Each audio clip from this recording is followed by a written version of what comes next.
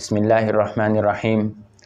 आज एक इंतहाई अहम डेवलपमेंट हुई है, या आप कह लें कि मेरे इंकिशाफ हुआ है। मेरे सामने तो बड़ी हैरत अंगेज़ इंकिशाफ है कि वज़ीर कानून साहब ने पार्लियामेंट में एक एतराफ़ किया है और उन्होंने ये कहा है कि जिस तरह सुप्रीम कोर्ट में हमने जूनियर जजेस को तैनात किया था, वो किसके कहने पर तैनात किए, इस हवाले से उन्होंने इंकिशाफ किया है। और फिर ये है कि जिस शख्सियत के कहने पर तैनात किया, उस शख्सियत ने गारंटी भी दी थी हमें, और किस चीज़ की गारंटी दी थी, ये चीज़ें बड़े हैरान कुन हैं।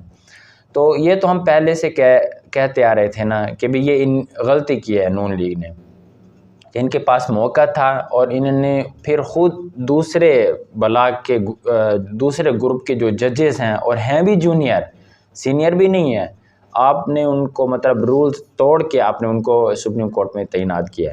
तो आखिर फिर ये चीज़ उनके गले में पड़ गई। ऐसी क्या मजबूरी थी इनको?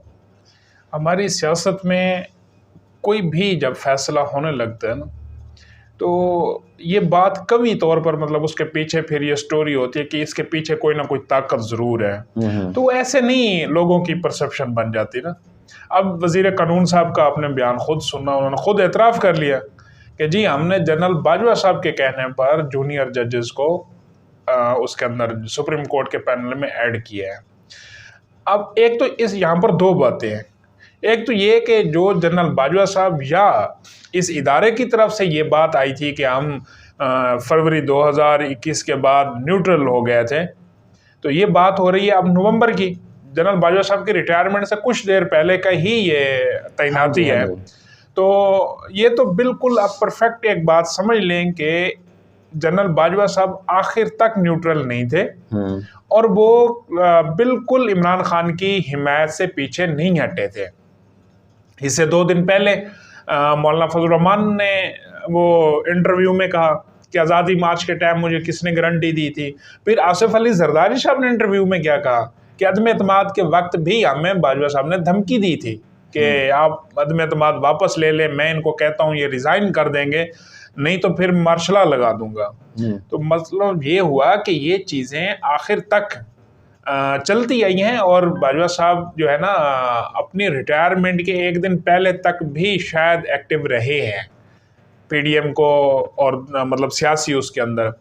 तो यहाँ पर जो वज़ीर कानून साहब ने अब इस बात का एतराफ़ किया, तो यही ये चीज़ पार्लियामेंट के अंदर जब तोसी हो रही थी मुलाजमत की, तो उस वक्त भी यही हाल किया गया था।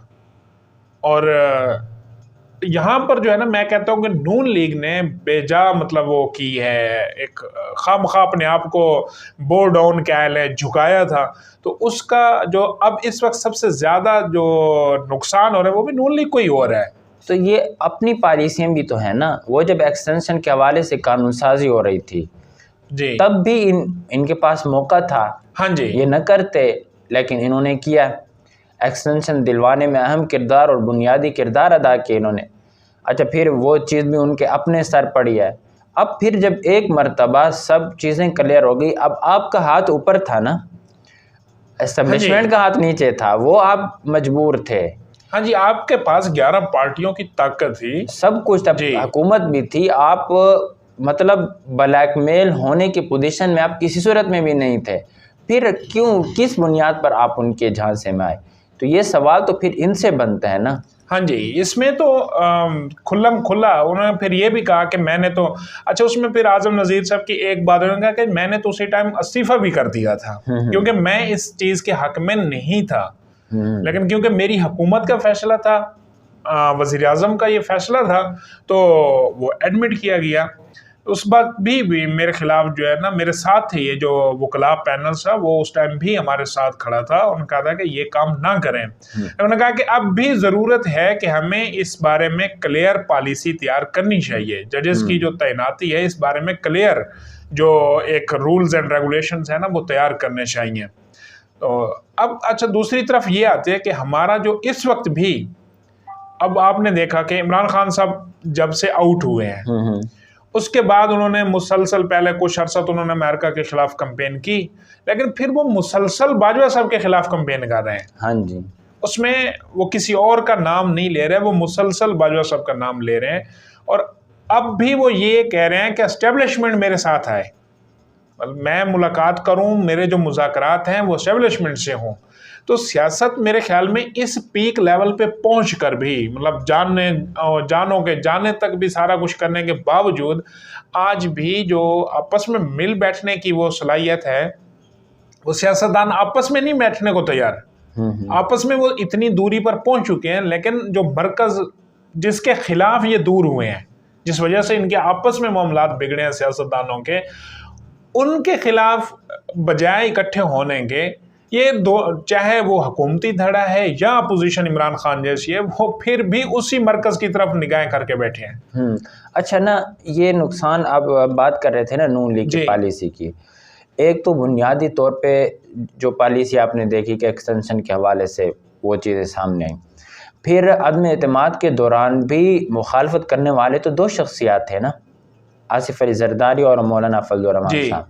तो नून लीग का तो यहाँ कोई तज़किरा नहीं मिलता, यानी नून लीग में इस हवाले से नरम गोशा उस वक्त भी पाया जा रहा था। नहीं, मैं आपकी यहाँ पर बात से कि नून लीग का जो उस वक्त वो था ना, नून लीग को पता था कि जो अगला सेटअप है तो उसमें हमने ही आना है। शायद उस वक्त भी हमने ये बात की भी थी कि नून लीग नहीं चाह रही थी कि अगला प्रोसेस हो, मतलब वो इस हद तक फिर बाद में वो थी कि उन्होंने कहा कि चलो इमरान खान चला जाए। नून लीग इस उसके साथ स्पिरिट के साथ थी कि चाहे वो अदम एतमाद से जाए या लॉन्ग मार्च धरना कोई भी सूरत बने, इलेक्शंस डिलीवर हो जाए और इलेक्शन की तरफ चले जाएं। लेकिन बाद में जैसे ही ये चीज़ आ गई और फिर आसिफ अली जरदारी साहब ने जो पोर्टफोलियो रखा, या क्योंकि उस वक्त आपको याद होगा अदम एतमाद से भी कोई 5-6 माह पहले की बात है, आसिफ अली जरदारी साहब ने एक जलसे के अंदर कहा कि मेरे पास आए और मेरे से फार्मूला मांगते हैं। ये फार्मूले वाले वर्ड शायद आपको भी याद होंगे कि मेरे पास ये तशरीफ लाए और कहते हैं कि हमें फार्मूला दें आगे चलने का।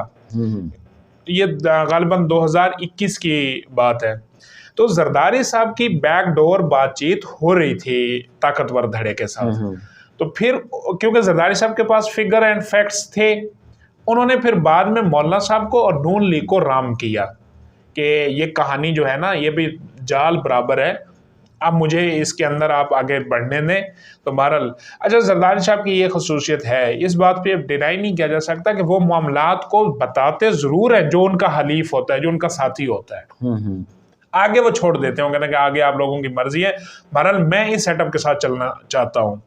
तो फिर उसके बाद जब इन्होंने यकीन दहानी करा दी, तो फिर नून लीग और मौलाना साहब ये अदम एतमाद के ऊपर पूरे एतमाद हो गए थे। अच्छा, ये जो कहा जा रहा है कि कादी फायदी साहब ग्रुप के भी कुछ लोग अब दूसरी तरफ फिरने लगे हैं, इसकी क्या? ये शायद अब इसके बारे में भी कंफर्म उसका नहीं पता, लेकिन मुझे नहीं लगता कि इस तरह की सूरत हाल बन सकती है। तो ये जो जंग है बज़ाहिर तो मंजरनामा धुंधला सा है, कोई पेशनगोई तो नहीं की जा सकती कि भी क्या हो सकता है। ये आज देखो, आज रिपोर्ट जमा होनी है वो 21 अरब रुपए वाली, अब फिर आगे कुछ ना कोई मामला हो जाएगा। अब मतलब मुझे तो नहीं लगता कि भी हाँ, अब वो देखना है कि तौहीन अदालत की तरफ अगर जाते हैं, फर्ज करो तौहीन अदालत लगती है, तो तौहीन अदालत का जो इस वक्त न्यूज़ में वो 3 बंदे हैं, प्राइम मिनिस्टर भी हो सकता है और 3 वज़रा भी हो सकते हैं। अच्छा, ये अगर डिस्क्वालीफाई हो जाते हैं तो फिर तो कौमी असम्बली भी नहीं चलती नजर आती ना, क्योंकि अक्सरियत तो खत्म हो जाएगी। 176 की जो अच्छा, जिस तरह अभी तक फैसले नहीं माने गए जी, तो तौहीन अदालत वाला फैसला भी न माना जाए। देखो, अब वो तो एक बात की चीज है ना, एक सुप्रीम कोर्ट से अगर डिसीजन आता है फिर उसके ऊपर एक बहरान तो पैदा हो जाएगा ना। अब ये भी देखना है कि सुप्रीम कोर्ट क्या इस बात के ऊपर आगे बढ़ती है कि नहीं बढ़ती। तौहीन अदालत वाले आज भी कोई बात हो रही थी कि अहम शख्सियात की चीफ जस्टिस से मुलाकात। हाँ जी, वो शायद हमारी एजेंसीज की कोई मुलाकात हुई है सिक्योरिटी के हवाले से। अच्छा। तो बहरहाल सिक्योरिटी के हवाले से हुई है या इलेक्शन के उसमें। जो फिर इसमें जो अभी तक जो नुक्ता नज़र है ना, वो इस बात पर पीडीएम का या हुकूमती बेंचेस का, वो जो जजों की दरमियान में बात हुई ना कि जज उधर खिसक गए हैं, या वो तब खिसकते अगर हुकूमत की तरफ से कोई थोड़ी बहुत लचक नज़र आ रही होती ना, तो जज भी फिर कहते हैं कि अगर हुकूमत ही लचक कर रही है तो फिर हम क्यों एक स्टैंड पे खड़े हैं, फिर हम उधर ही चलते हैं, क्योंकि आगे चलना है उन्होंने 3-4 माह। लेकिन यहाँ तो हुकूमत ने तो बिल्कुल ही वाज़े अपना मौक़िफ़ अपना रखा है। फिर दूसरी चीज़ ये भी है कि इस वक्त जो सूरत हाल नज़र आ रही है, वो ये भी देखा जा रहा है कि अब 90 रोज़ की जो रेट मतलब वो ज़बान बोली जा रही है, 90 रोज़, तो एक ही सूबे के ऊपर आकर टिक गई है। हाँ जी, बिल्कुल। केपीके का तो जिक्र ही खत्म हो गया है, नाम ही नहीं कोई ले नाम ही नहीं है। अगर आइन की वायलेशन 90 रोज़ वाली है तो वो तो पहले से हो चुकी है ना। चलो वो तो जो भी एक प्रोसेस चल रहा था, समाअत हो रही थी, लेकिन अब केपी का इलेक्शन क्यों नहीं अनाउंस हो रहा? अब केपी का इलेक्शन तो इस तरह, अगर यही सूरत हाल है, वो तो जून में होगा। तो फिर 90 वाली जो वायलेशन के ऊपर जो तौहीन या ये चीज़ है, तो यहाँ हुकूमत फिर ये कहने को वो है कि भाई आप बाजू मरोड़ के फैसला नहीं कर सकते, आप कहें जी हम बाजू मरोड़ के आपसे इलेक्शन भी ले लेंगे सारा।